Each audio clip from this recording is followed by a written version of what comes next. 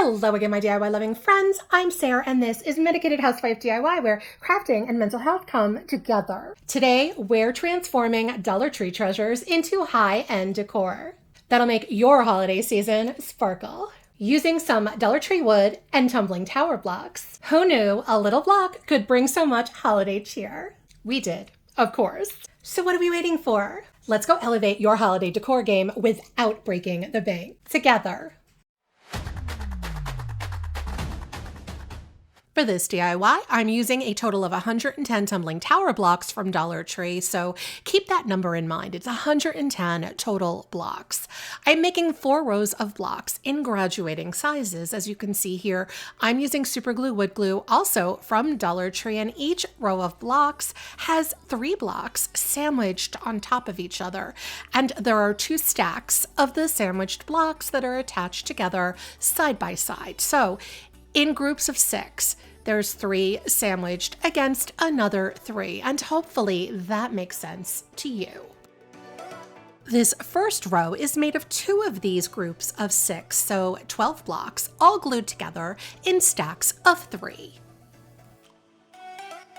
This second row is made of 3 groups of the 6 blocks, so that's 18 blocks, and again, they're all glued together in stacks of 3. This third row is made of 4 groups of 6 blocks, so that's 24 blocks in this row.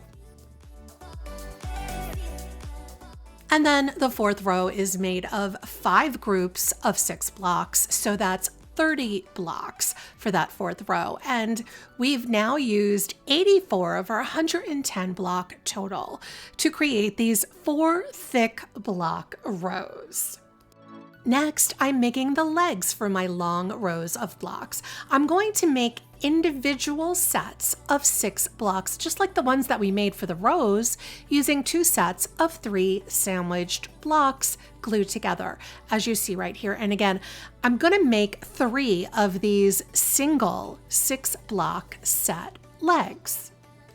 I used my miter shears to cut 6 blocks at about 2/3 of their length.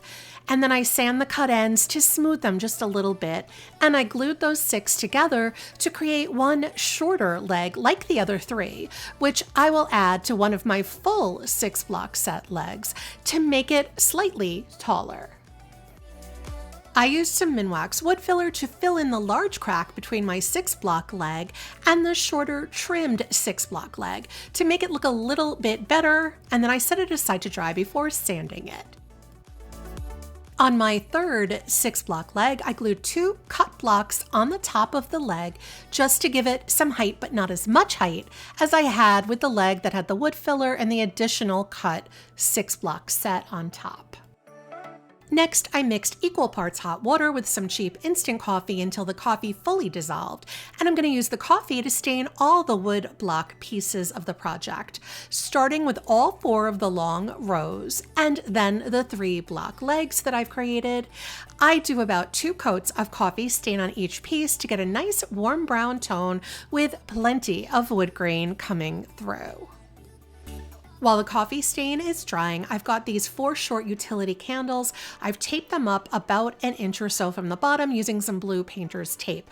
I want to paint the bottoms of the candles a metallic gold color, and I'm using some Tim Holtz alcohol ink in the color metallic gold, which I will link for you below, but you could also use some acrylic paint for this as well. It doesn't take much more than 1 coat of the alcohol ink to fully cover the candles with the metallic gold color, and alcohol ink also dries in minutes and is safe if you want to actually light the candle.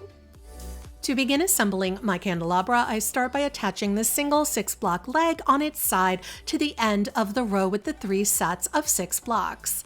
Then I attach the leg with the 2 blocks that are glued on top to the end of the row containing 4 sets of 6 blocks, and then the leg with the partial trimmed down 6 block set on top of it to the longest row of 5 sets of 6 blocks on the end, and I'm going to allow them all some time to dry. To put the legs together, I start with the smallest row, applying glue to the top of the inner corner, and I place the 3 block set on top of that corner on an angle corner to corner, as you see right here. I attach the third row to the second row the same way. And finally, the fourth row, same as the rest, also on an angle, and I'm going to give that all some time to dry. I use some hot glue and just the heat from the glue gun to soften and melt the wax on the bottom of the candles so they stick, and I place one candle at the end of each of my 4 candelabra arms. And this is my gorgeous 4-armed tumbling tower block candelabra with the gold candles, and I absolutely adore this project. The candles are festive, the candelabra looks so high-end, and is truly a stunning use of Dollar Tree tumbling tower blocks. And a festive way to dip my toe into the holiday season. This will definitely be on my Thanksgiving table. For this DIY, I've got this 7-inch wood round that I've already painted from another project, but I will link one like it for you below. I've also got a bunch of packs of these small wood cubes from Dollar Tree, and I think I used about 4.5 packs for the entire project. Not sure the exact count, and that will also depend on the size of the wood round you are using. So using a tumbling tower block just as a spacer between each wood cube, I attach the wood cubes all around the edge of the wood round. I am using some super glue wood glue from Dollar Tree to attach them all.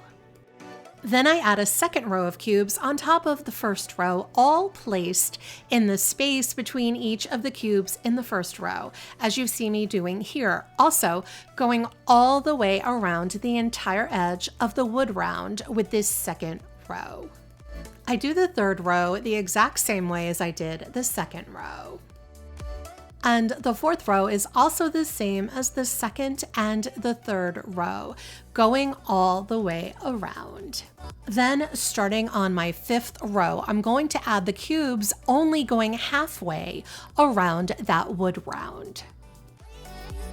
For the 6th row and beyond, all the way to the top, each consecutive row will have one less cube than the row under it, which will create a staircase effect on both sides and a triangular shaped top to the wood cube piece. And just a note, these Dollar Tree wood cubes, frankly, are not uniform, and there are some spots along the way where it is a challenge to make the cubes sit nicely and fit well in the spaces that they belong. You may have to do some adjusting to make everything stay in place.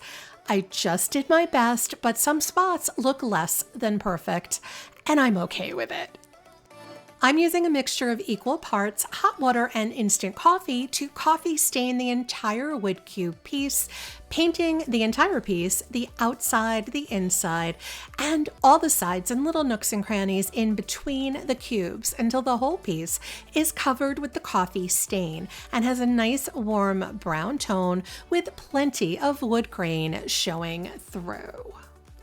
I've placed 28 small wood half rounds and one larger one, all of which I will link for you below, onto a piece of packing tape, sticky side up so that they will stay in place, and I paint all the half rounds with some folk art antique wax, which I will also link for you below, and then I'm going to allow them to dry. Once my half rounds are dry, I use some hot glue to attach one small half round onto the tops of each of those top cubes. Going all the way around the piece, I place the one larger half round at the very top on the top single cube.